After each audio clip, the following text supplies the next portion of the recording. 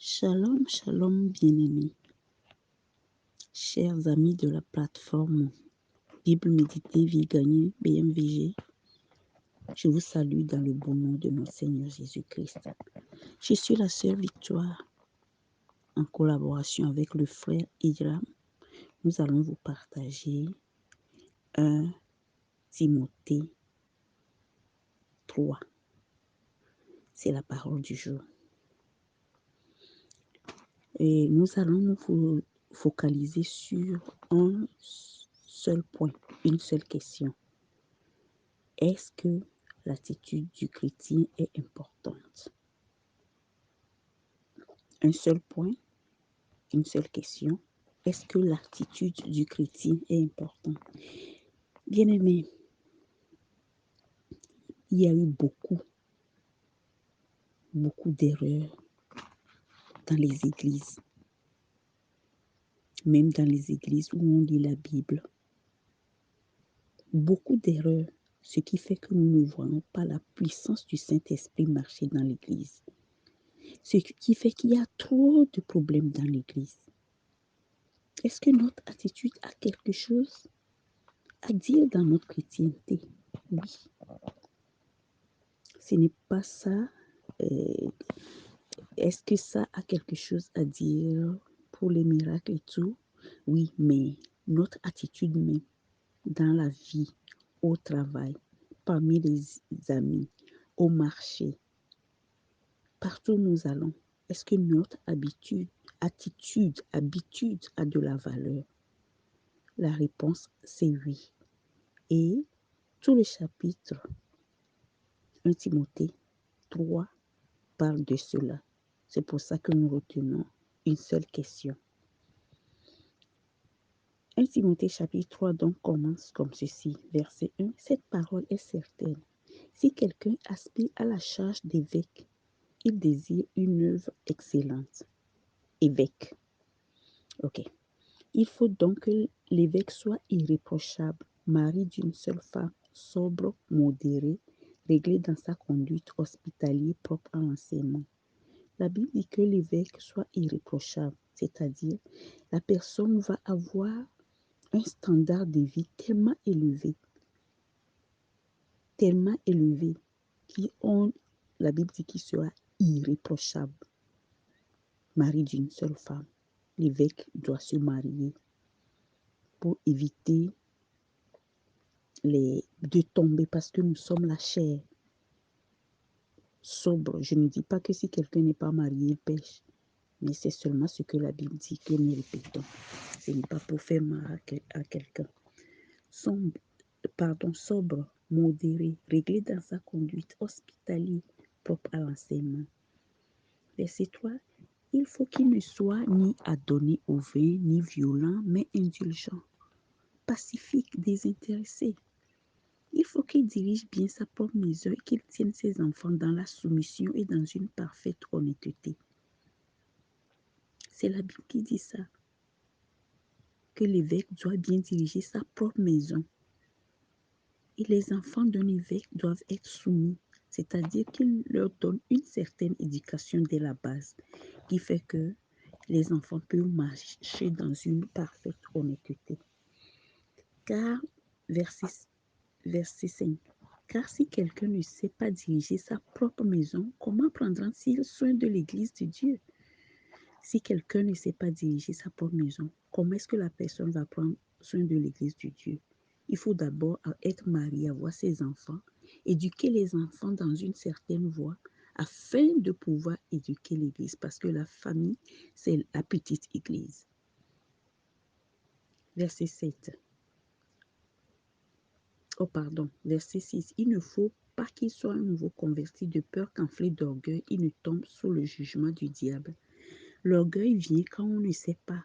Donc la Bible dit que si la personne vient d'être convertie, la personne n'est pas encore solide. Si on lui donne on lui donne un poste d'évêque, l'orgueil, le titre, va le faire tomber. C'est ça que la Bible nous dit.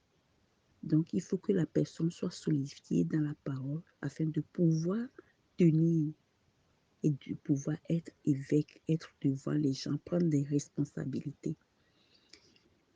Verset 7. Il faut aussi qu'ils reçoivent un bon témoignage de ceux du dehors afin de ne pas tomber dans l'opprobre et dans les pièges du diable.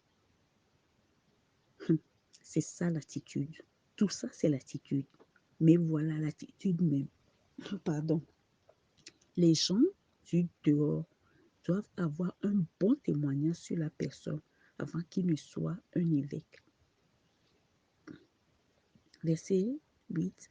Les diacres aussi doivent être honnêtes, éloignés de la duplicité, des excès de vin, d'un gain sordide. Verset 9. Conservant le mystère de la foi dans une conscience pure. Verset 10. Qu'on les éprouve d'abord et qu'ils exercent ensuite leur ministère s'ils sont sans reproche. On ne prend pas une personne parce qu'on est tellement désespéré, on a besoin des gens pour prêcher, ou bien on a besoin de quelqu'un pour faire le travail tellement que on lui donne le travail sans savoir connaître, sans savoir au préalable quelle est l'attitude du nouveau converti. Sans faire toutes ces recherches, la personne tombe et tout ça là, ça n'a pas fait du bien à l'Église. Donc, la Bible a parlé des hommes. Verset 11, il dit, les femmes de même doivent être honnêtes, non médisantes, sobres, fidèles en toutes choses. Les femmes, oh, est-ce que vous savez ce qui vient de se passer? Est-ce que vous regardez? On fouille trop la vie des gens. Mes sœurs, la Bible dit qu'on doit être honnête. Médisante, ça veut dire dites du mal des autres. La Bible nous défend ça. Nous ne sommes pas parfaits, mais nous apprenons. Ce n'est pas pour condamner. Si moi aussi j'ai fait des erreurs dans le passé, tout le monde a fait quelque chose qui se reproche, mais nous devons nous repentir et retourner vers le Seigneur. La Bible dit que les femmes soient sobres, fidèles en toutes choses. Notre attitude compte. Les diacres doivent être maris d'une seule femme et diriger bien leurs enfants et leur propre maison. Car ceux qui remplissent convenablement leur ministère s'acquièrent un rang honorable et une grande assurance avec l'espérance, une grande assurance dans la foi en Jésus-Christ. Je t'écris ces choses avec l'espérance d'aller bientôt chez toi. La Bible parle de ceux qui vont dans le ministère. C'est un rang honorable. Ce n'est pas un rang où on doit aller marcher sur les gens, où on doit faire du mal aux gens, on doit la convoitise, on va pécher n'importe comment, non. La Bible dit que si vous êtes appelé, vous honorez le ministère que Dieu vous a donné. Et les gens vont vous voir comme un représentant de Dieu, de Jésus-Christ, de l'amour de Dieu. Donc, on doit marcher dans l'amour. Verset 15. Mais afin que tu saches, si je tarde, comment il faut se conduire dans la maison de Dieu, qui est l'église du Dieu vivant, la colonne et l'appui de la vérité. Paul dit, c'est pour ça que je t'écris. Je veux bien aller te voir bientôt, mais je t'écris ces choses pour que tu saches tout cela. Comment te conduire dans la maison de Dieu. Et sans contredit, verset 16, le mystère de la piété est grand. Celui qui a été manifesté en chair, justifié par l'Esprit, vu des anges, prêché aux gentils, cru dans le monde, élevé dans la gloire. Ça parle de notre Seigneur Jésus-Christ qui nous a tellement aimés qu'il a donné sa vie pour nous et pour nous à la croix. Faisons-lui plaisir. Personne n'est parfait. Personne n'est déjà arrivé. Nous tous, nous sommes sur le chemin. Nous avons la grâce. Nous avons la grâce de marcher avec l'humilité. Nous avons la grâce de marcher avec l'humilité. Nous avons la grâce de nous pardonner les uns les autres. Nous avons la grâce d'élever ceux qui sont tombés. Nous avons la grâce de panser les plaies à ceux qui ont le cœur brisé. Nous avons la grâce de nous aimer. Bien-aimés, ce que la Bible nous demande, c'est de nous aimer les uns les autres. Nous ne sommes pas parfaits, mais nous pouvons changer. Moi aussi, moi qui parle, je ne suis pas parfait. Mais ces derniers temps, j'ai appris beaucoup, beaucoup, beaucoup. Avec une seule erreur, j'ai appris beaucoup. Apprenons de ce que nous avons fait dans le passé. Et si quelqu'un vous a blessé, pardonnez. Tournez la blessure vers Dieu. Le Saint-Esprit s'est consolé. Ne gardons pas les choses du diable, la rancune, les condamnations, tous ces sentiments-là. Le Saint-Esprit, il ne les veut pas dans nos vies. Il peut tourner tout pour notre bien. Bien-aimé, l'attitude du chrétien compte. Le monde regarde. La gentillesse d'un seul chrétien peut amener beaucoup à Christ, de même que la mauvaise conduite d'un seul chrétien peut faire que beaucoup vont se dire je ne vais pas à l'église. Ils n'ont pas le droit de faire ça, mais ils ont le choix. Ils peuvent dire je ne viens pas à l'église à cause de cette personne. Bien-aimés, si nous aimons Dieu, réalisons que notre conduite, notre attitude, comment nous agissons dans le monde, à la maison, partout, comment nous agissons est important. Notre attitude est importante.